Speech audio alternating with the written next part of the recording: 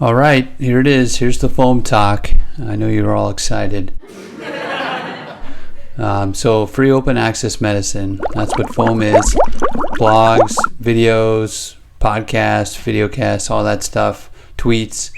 It's all free, it's all open access, and it's all medicine, and Hippocrates wanted it this way, so this is what we're doing.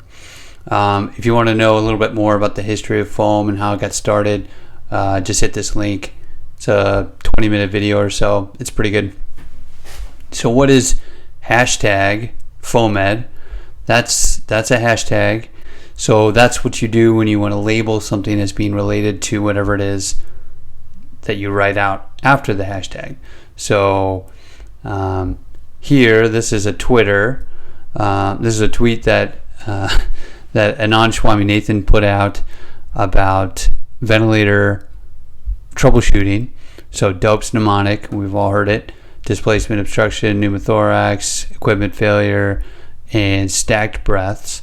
So he wanted to make this part of FOAMed conversation, so we put in hashtag FOAMed. He also wanted to say that they were talking about that in their conference, and EMConf is the hashtag that we use when you want to identify that this was a conference, an EM conference topic. So that's what hashtags are. That's part of Twitter. That's how we identify different conversations that we want our tweets to be a part of. Hey, Justin, what's up? Not much, Jimmy. Hashtag chilling. What's up with you? Been busy working. Hashtag rise and grind. Hashtag is it Friday yet? Hey, check it out. I brought you some cookies. Hashtag homemade. Hashtag oatmeal raisin. Hashtag show me the cookie. Sweet. Hashtag don't mind if I don't. Pretty good. Hashtag getting my cookie on. Hashtag I'm the real cookie monster. Hashtag no. Hey guys. Yeah, Quest? What's up? Hashtag shut the f up. So, baby steps is, I think, the main point of this talk is just baby steps. So we're going to just take it nice and slow.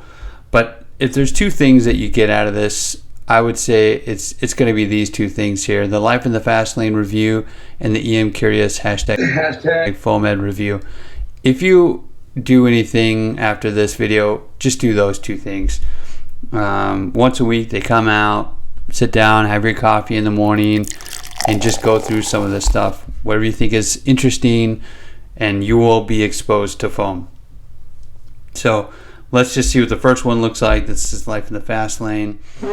So Life in the Fast Lane, we've got all these different reviews. So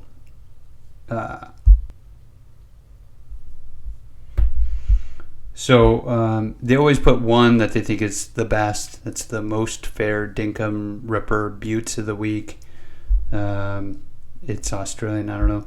Let's put another shrimp on the barbie. So FOAMed, emergency medicine, that's the one that I tend to read, obviously. But they've also got critical care here, foam, tox, ultrasound, pediatrics, etc.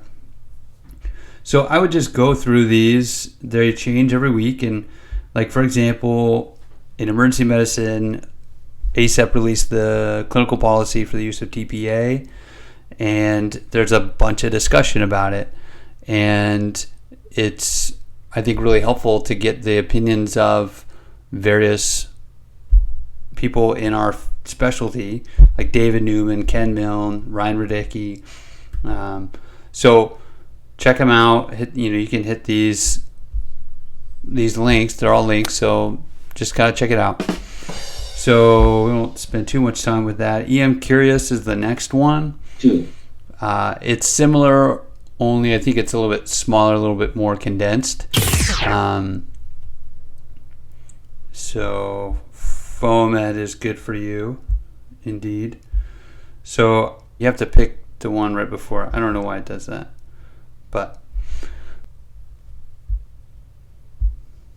so yeah, it'll kind of go through what they think is the best of that week within the foam world. So DSI, and then they usually have these core topics. So they usually always have like an airway one, ultrasound one, evidence-based medicine, like a journal club or something, some procedure, video, and then they have some other core content. So nothing really different about it. It's just, I think, a little bit more condensed. There is usually a little bit of overlap, but not a ton. So I think it's worth looking at both of them.